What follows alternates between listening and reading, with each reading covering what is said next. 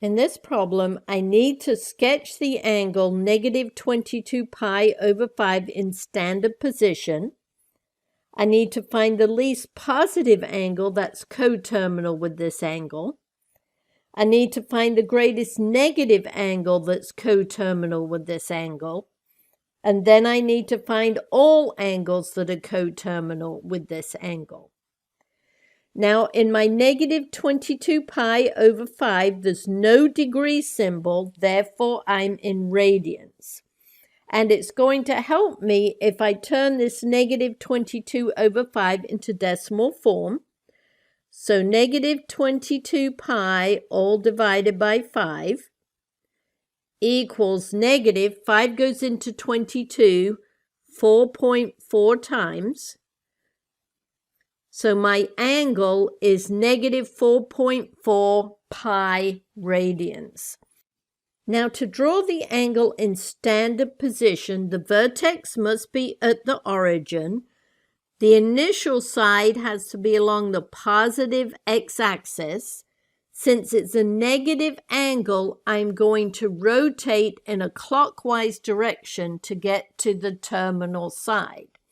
So it will help me if I label my axes as regards negative rotations. So if I start on the positive x-axis and rotate down to the negative y-axis, I've rotated down negative pi over 2 radians. Rotate round to the negative x-axis, I've gone to negative pi radians. Rotate round to the positive y-axis, I've gone to negative 3 pi over 2 radians. And rotated back to the positive x-axis, I will have rotated negative 2 pi radians. As my angle is negative 4.4 pi radians, I'm going to have to complete several revolutions in the negative direction. So in order to draw this angle in standard position, it's going to help if I find coterminal angles. So quickly reviewing them, two angles in standard position are called coterminal if they have the same terminal side. Coterminal angles always differ from each other by a multiple of 360 degrees, or 2 pi radians, and every angle has an infinite number of coterminal angles. So in this case, to obtain coterminal angles, I'm going to have to add 2 pi to my given angle. Since it has a denominator of 5, I need to turn 2 pi into a fraction by dividing it by 1. And then I want to give it a common denominator of 5, so I have to multiply numerator and denominator by 5.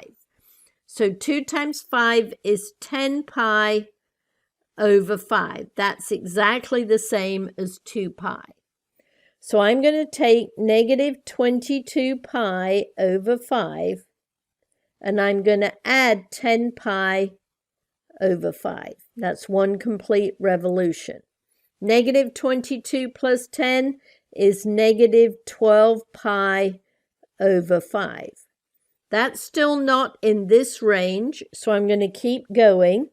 Negative 12 pi over 5. I'm going to add one more revolution. Add 10 pi over 5. And I get negative 12 plus 10 is negative 2 pi over 5, which is in the range I need over here. Remember, negative 2/5 is negative 0.4 pi. Negative pi over 2 is negative 0.5 pi, so I know my angle is somewhere here in quadrant 4. So I'm going to draw my angle in quadrant 4. And remember, I completed 2 negative revolutions before I do the last part. So I have gone 1 revolution, 2 revolutions, and then just a little bit more. So that is the way to draw negative 22 pi over 5 in standard position. Now to finish up with my coterminal angles, to find the least positive angle that's coterminal with it, I take the last negative one that I found, and I just add one more revolution, or 10 pi over 5. Negative 2 plus 10 is 8 pi over 5. So that is the least positive angle that is coterminal with my given angle. To find the greatest negative angle that's coterminal with it, I've already found it. It's this one. Remember, this is bigger than this one. So my greatest negative coterminal angle is negative 2 pi over 5. And lastly, to find all angles that are coterminal with it, you take your given angle of negative 22 pi over 5, and you want to indicate you could add or subtract any multiple of 2 pi. And the way we do that is we say plus 2 pi times a variable. Doesn't matter which one you pick. I'm going to pick n, as long as you state where n is any integer.